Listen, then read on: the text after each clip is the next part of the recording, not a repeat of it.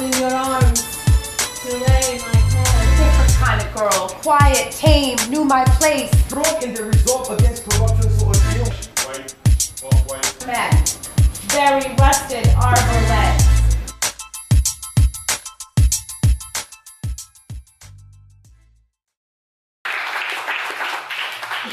All right, same girl. She'll tell you the story. She's gonna tell you. She'll tell you the story. You gotta meet my girl Lily, like Millie. Not around, but Lily was so similar to my mother Millie. Like Lily was always speaking similarities, like you know, like I've always been through a lot. Like I see these little girls running around acting like grown women, dressing like grown men. My mother would have like beat my ass, like mommy dear. She called me acting like that. Like the time when my first love, this boy from the Korea, like nobody like wanted their parents to like let their daughters have anything to do with like boys, like let alone like those that came out of that building, because it was like a neighborhood in New York City. But there was this one boy, I like forget about it. For like my 14th birthday, my mother got me a pair of these construction tips I liked, and my father got me like a seafood beeper. So you know hip hop, like you would look ugly, but clothes make you look like that shit. So, like I go up to Margaritas, which is like the corner bodega, where like my cousin sent me to show up to act like I was buying sunflower seeds and a Chico stick, and like we went into the 234 boys from the courtyard. So like my cousin Semi's sister was already like going out with Ray Rest in Peace, who was hugging the corner like a drug dealer with his homeboy they called Lemonhead. And he looked like a thugged out Campbell soup kid. So like next thing you know, like this little white boy Porter Rock goes up to me like a chain snatcher and pulls my beeper for my mud jeans, which always makes my ass look like a Dominican before she has kids anyway. Like, he didn't want to give me my beeper until like I gave him the digits, like my number's so naive, instead of giving him my number, I like gave him my virginity.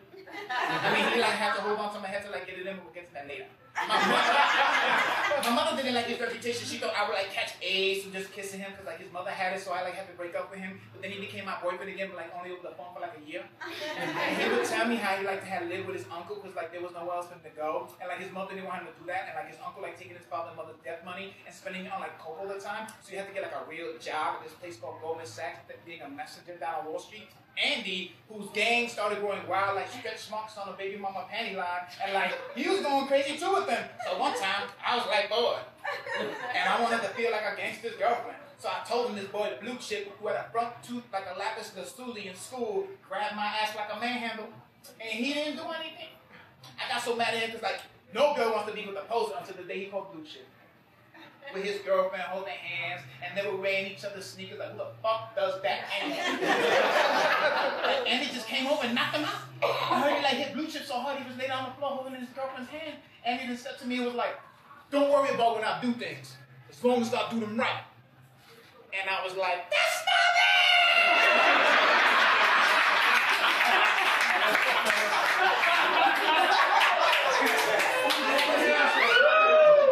He had this natural smell I like. He smelled like living in a hospital. We became really serious when I started going to his high school at John Jay, which was like a jungle.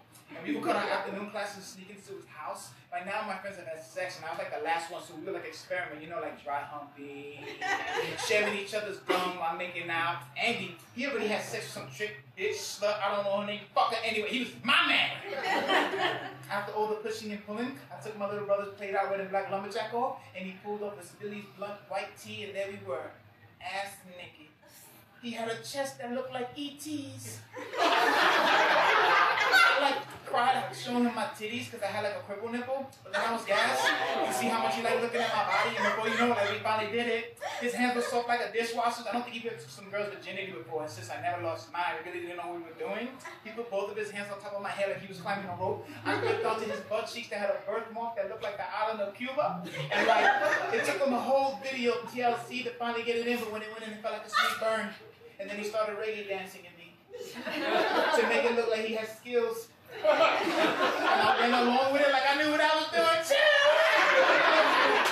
Everything smelled beautiful and innocent like puppy water. We left that crib like a honeymoon stay, delivery in standard to like the next day, like when my mother did the drive out.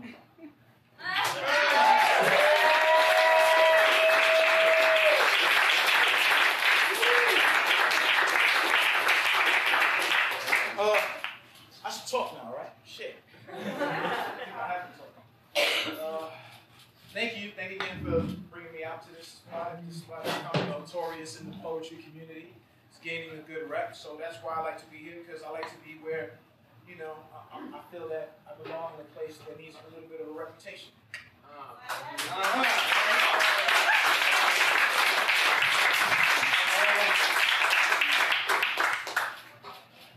You know, life has been good to me, but fuck that, I work hard for it.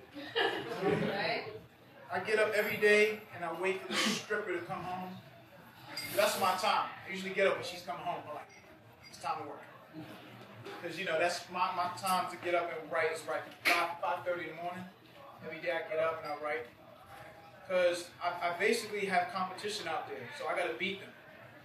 And I don't mean just as a writer. I mean as a performer, as a thinker, you know. I get up every day and I go hard because, as you see, I'm a suspicious mulatto. You know, I'm not black enough for Black History Month. I'm not Hispanic enough to have Hispanic Heritage Month.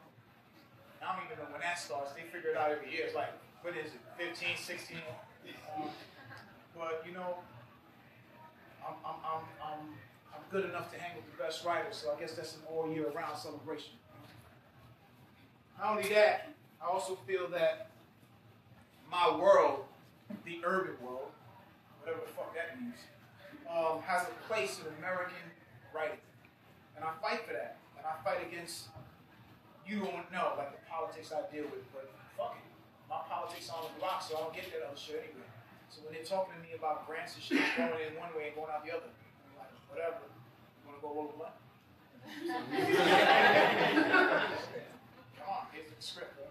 So this book right here is a perfect example of all the stuff I just been saying, which is this is a book about a play I put together at the Public Theater last year called County of Kings. Anyone know what County of Kings is? The man right there,